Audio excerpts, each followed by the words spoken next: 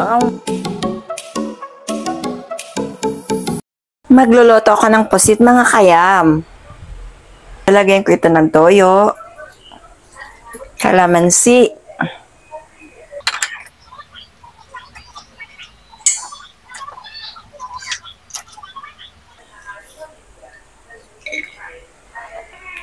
asin, seasoning, at haluin ko lang to. Yan, halo-haloin ko lang siya hanggang sa mag-mix lahat ng nilagay kong ingredient. Nahalo na yan. Buksan ang kalan. Kaya magbukas. Yun. Salang ang kawali. At maglagay ng mantika. At ilagay ko ng bawang. At ilagay ko na rin ito sibuyas. Ayan. Antayin ko lang ito na medyo mag-brown. Loya. Haluin ulit. At mag-add ako ng bell pepper na buo. At ilagay ko na ang pusit. Ayan. And then, halo-halo ulit. Halo. Yan. So, mamaya, i-adjust ko na lang ito kung anong lasa niya. Ayan, kung kulang siya sa alat, padagdagan ko. So, i-adjust ko ito mamaya. Takpan ko muna. Ayan. At after 4 minutes, bubuksan ko ulit. Ayan. Ganyan na yung itsura ng pusit. Ayan. O diba? Napakaganda na ng kulay at itsura ng pusit. Adobong pusit. Pero ito mga kayam ay medyo i-adobo ko sa tuyo. So yung sauce niya dapat mas kumunti pa. Okay? So tatakpan ko ulit.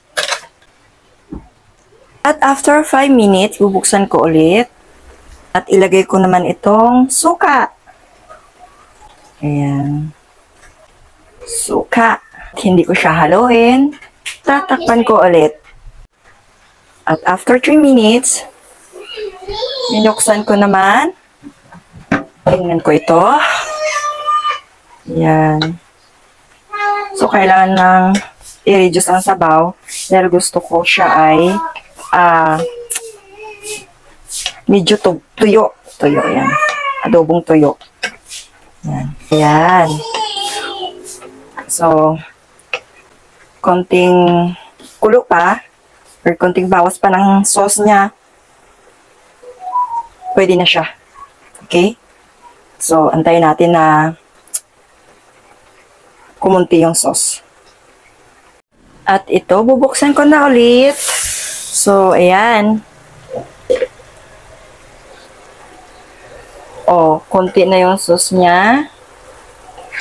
Kumunti na. So, pwede na ito. Pagkatapos nito, mga kayam, ay isasalin ko ito at igigisa ko ulit itong pusit na ito sa last na lutuin. So, pwede niya siya. Patayin ko na yung kalan. So, ilagay ko muna siya dito. Ayan. Tapos, igisa ko ulit siya sa olive oil. At maglagay na ako ng olive oil. Ayan. Maglagay ako 2 pirasong dahon ng laurel. At 3 pirasong siling labuyo. Ayan. Medyo haluin ko lang to. So, konting gisa na lang ng pusit.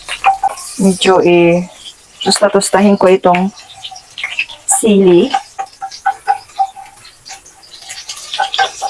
Yan.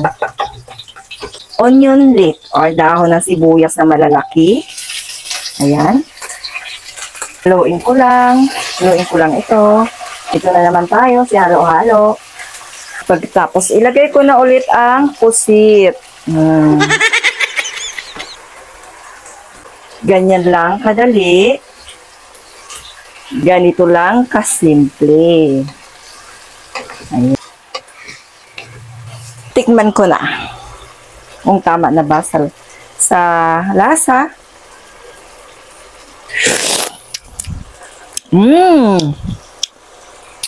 Ang sarap.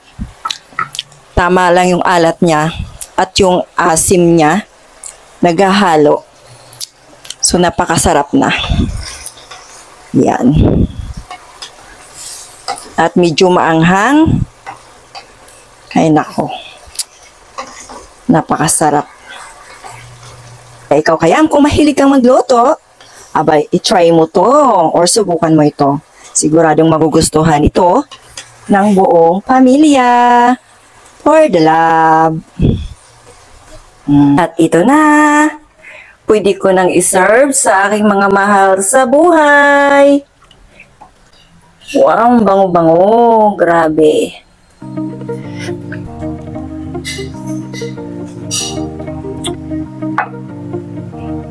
Super bango.